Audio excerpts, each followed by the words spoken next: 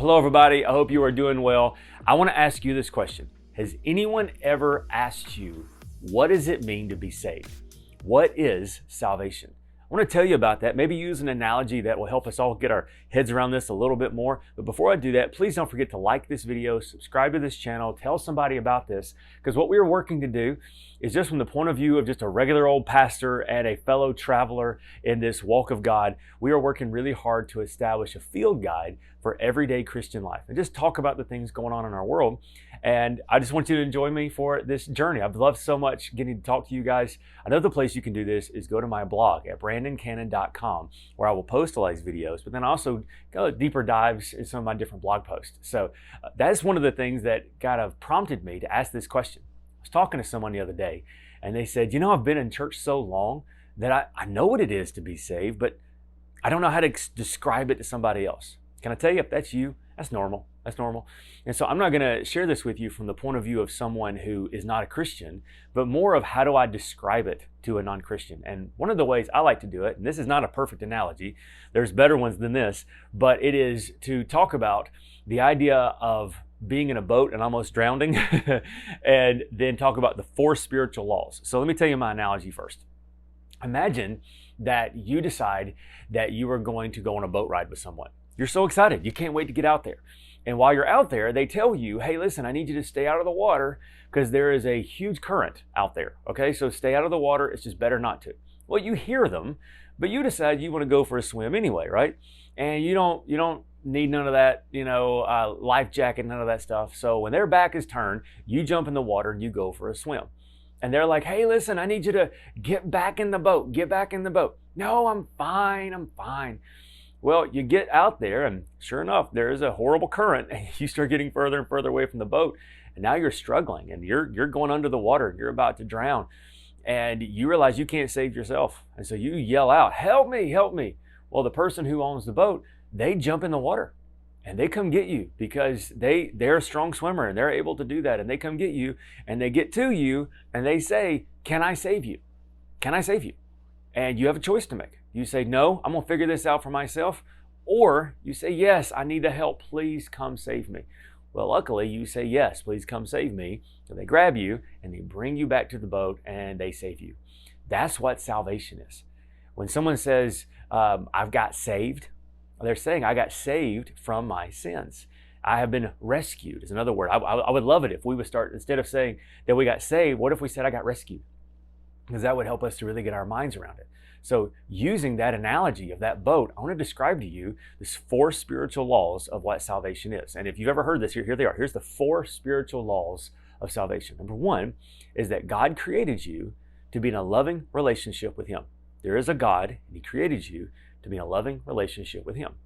Number 2 spiritual law is, unfortunately, at some point, and we know that was back in the Garden of Eden, Adam and Eve sinned. Mankind sinned and separated ourselves from the righteous, holy perfection of God. Number 3 is we couldn't save ourselves. And so Jesus, God, put on flesh, came in the form of a man, we call Him Jesus, and He took the penalty for us, that sin penalty that separated us from God, so that we could be reconnected back to God. And then number 4, we have the opportunity to receive what Jesus did as our sacrifice for our salvation. So here they are. Again, God created us to be in a loving relationship with Him. Sin separated mankind from a holy God.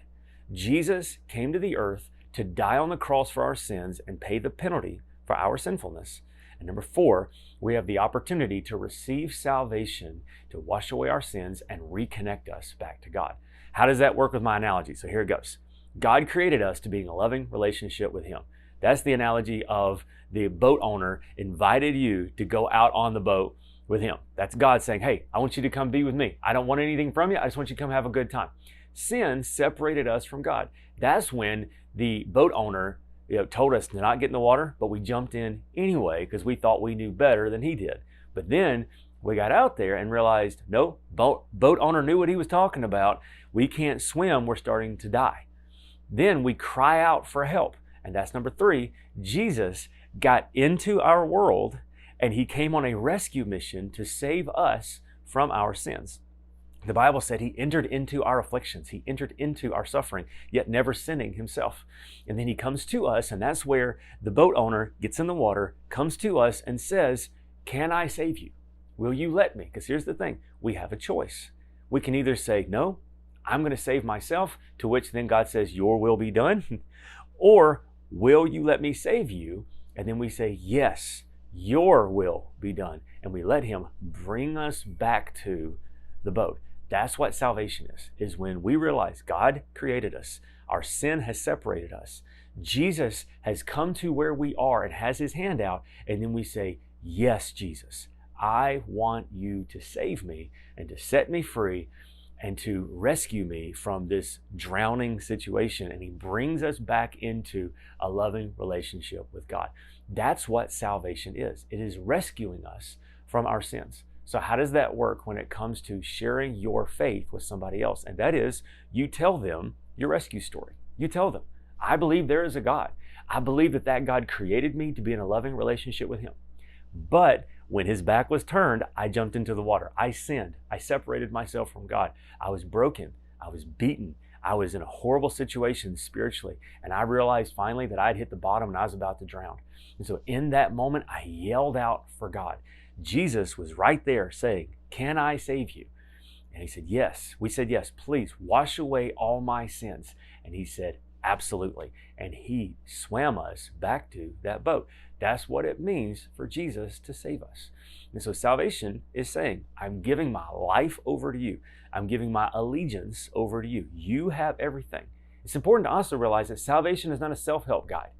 Salvation is not something that we do in order that God can make our lives better. No. It is him saving us eternally and us giving our allegiance over to him. Now, here's the difference. Some people say that if you allow Jesus to save you and then you don't live for him, then you weren't really saved.